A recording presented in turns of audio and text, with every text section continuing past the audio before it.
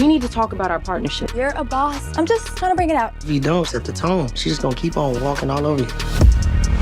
I was trying to be someone different. The BSU, the protests, all people see are my mistakes. Never ever let anyone try to change you. Serving up a look.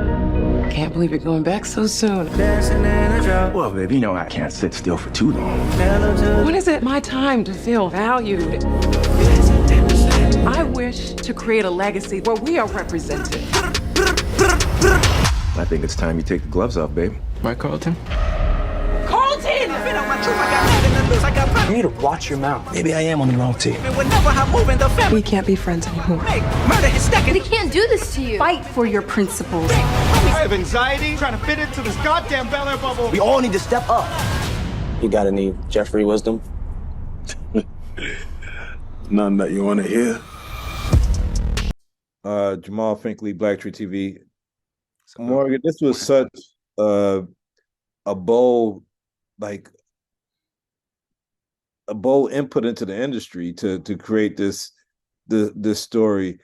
What gave you the trailer was off the hook. You know, it gave us all the feel and like, okay, yeah, that could happen. But when did you believe that this could be like a reality? It could be a Peacock series in season 2 now. Like from creating that fan base trailer, like when did you really realize that this is something tangible? Yeah, man. I mean, I tell people, you know, the moment that the vision hit me, you know, I was driving down 71 highway in Kansas City, my hometown, and the entire vision hit me at once. And man, the moment that the vision hit me, I knew it was special. You know, I knew it was something that could have some serious legs. And, you know, when the idea hit me, you know, you've got two options. You can let the idea float away, or you could take action, you know, and I decided to take action and make that short film. And, you know, I always feel like the universe, you know, favors, you know, artists, particularly who are bold, you know, and who want to, you know, who are unapologetic about the things that we make. And, you know, I think this is, you know, kind of the perfect case study in that regard, where people are seeing a vision that came from a really pure place. You know, this idea wasn't born in a studio boardroom. It was born, you know, inside my brain as I was driving down the car. And it was just an idea I was passionate about since day one. And people connect with passion. And I think people really feel that in our show, bro. So full of gratitude, man, just thankful for it all. You know, but at the same time, man, I knew I had something special since day one, and here we are. So it's a blessing. But as an artist, I'm sure you procrastinated on several ideas. Like what made you take the extra step to make sure that this one was tangible? I mean, because I'm sure you probably have great ideas now that's beyond this great show that's going on with BEL-AIR, and you might ponder them. But what got you over the edge to say? I mean, like, yeah, was it something that's just about this story in particular? You know? Yeah, no, it's such a good question. You know, I feel like when an idea hits us and it hits our spirit that we're very passionate about, it's important for us to really acknowledge that feeling, right? And again, you know, we have two choices. Like you said, you can procrastinate, or you can decide to take action. And my mother always told me growing up, she said something I'll never forget. She said, imperfect action is better than perfect inaction, right? And so you have so many people who they'll get an idea and the vision is too big for them to wrap their arms around, and so they let it die. You know what I mean? And dreams die in the shadow. You got to give your dreams, you got to give your ideas and your vision, you got to give it light. That means you have to take action and do something about it.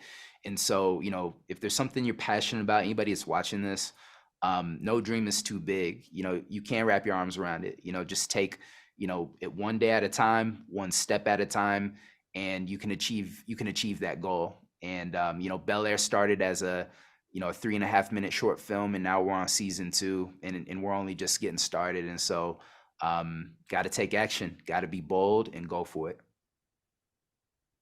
Tell me about that moment, because I know when you created this, you wasn't already connected to Will Smith. I'm assuming, like, you didn't have no, I didn't know Will before that short, right?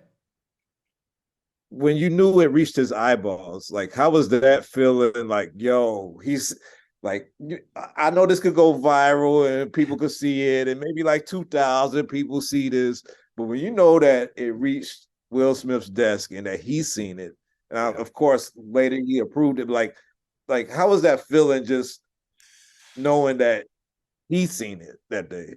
Yeah, man, it was such an incredible moment. The moment I found out that Will had seen it and loved the short.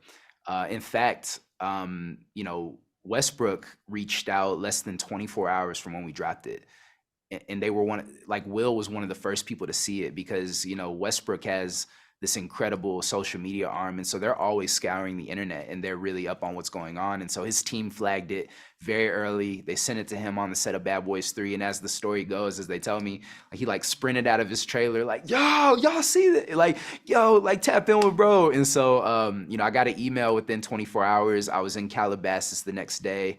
I met Will's manager, Miguel, and I was on FaceTime with Will, and he asked me the question, and the question was, I love this. I love your vision for this. What do you want to do? And I always feel like in all of our lives, they're kind of these defining moments, that can change everything. And I was ready to pitch him my vision to adapt my short film into a 1-hour drama. And here we are several years later on season 2 of BEL-AIR. So again, just full of gratitude. It's such a blessing. I never take any of this for granted. And I recognize the position I'm in, and just want to use my platform for good and to tell these stories to inspire people, bro. So I'm so jealous in a non-negative way and appreciative of that. Like just to like I can't even imagine that moment and getting that call and having that meeting and having FaceTime and knowing. Yes, you can, bro. It's in you. You know what I mean? Just know that, bro. It's in you. And I think I want my story to be proof of that you can achieve that dream. And again, it's like the universe, I feel like, rewards those who move boldly, in the stories they want to tell, bro. So don't count yourself out, fam. It can happen to you. It can happen to somebody that's watching right now. And it's possible, All right. And last question. I know you already had your cast for your short 3-minute. But how grateful were you when you seen all these characters come in, Jabari, Cassandra Freeman, like all these characters fill out this story that have their own texture and everything else. Like how did that feel just to see the production become the production with this new talent and everything else? Yeah, it's such a great feeling, and from the start when we were in pre-production and in the development phase of the project, we all knew that, man, this casting has to be perfect. And I can confidently say, man, I feel we've got the best cast on TV. Everybody has done such a phenomenal job, from young Jabari, Cassandra Freeman, Adrian Holmes, Coco Jones, Kira Akbar, Ali Sholaton, Jimmy Abendol. Just the entire cast is just so phenomenal, bro. And so it's been a beautiful experience. And since day one on the pilot, I told each of them, and, as we were preparing for the pilot, I want you to each bring your own unique superpower to these roles. I don't want you to dim your light. I don't want you to be, someone you're not. Bring your flavor and your texture to these roles, and that is going to be the most authentic version of them. And that's what we were looking for in the casting process, were actors who felt like these reimagined characters that we all know and love, and just bring your superpower to it. So when you see young Jabari, portraying Will and his swagger, and that's Jabari, and that's what we want, and I think that's what that really drives performance to connect with viewers. So. Well, look, I'm a fan of yours. I've been a fan since that trailer dropped. Thank you, bro. I think I might have seen it before Westbrook, because I was early on. You were on it?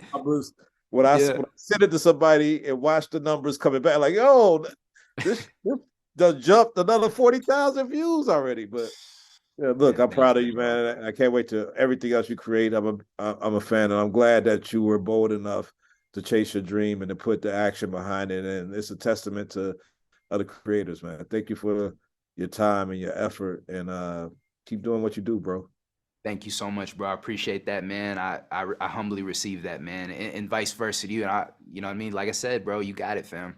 I can tell you've got a vision and big ideas in your own life, man. I feel it. I just feel your energy. And so, I'm excited to see what you continue to do, bro. So great talking to you.